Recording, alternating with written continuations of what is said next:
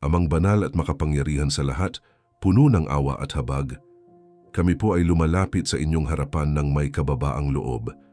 Dala ang bigat sa aming puso para sa aming mga kapatid sa Sudan.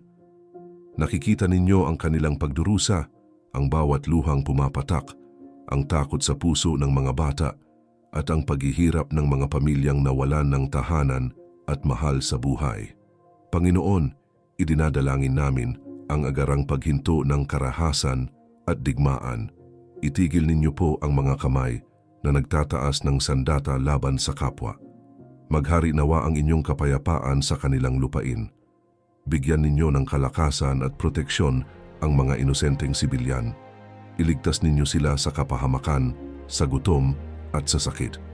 Ipagkaloob ninyo ang kanilang mga pangunahing pangangailangan, ligtas na tubig, pagkain, gamot at masisilungan.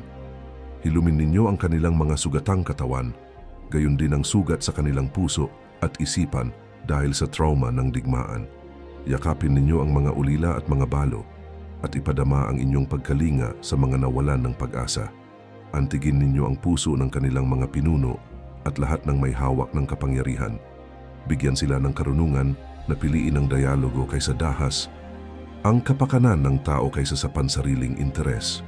Buksan ninyo ang daan para sa mga humanitarian worker upang ligtas silang makapaghatid ng tulong sa mga nangangailangan.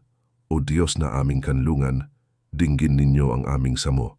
Inilalagay namin ang buong bansang Sudan sa inyong mga kamay, nagtitiwala sa inyong walang hanggang awa at katarungan. Ito ang aming dalangin sa inyong banal na pangalan. Amen.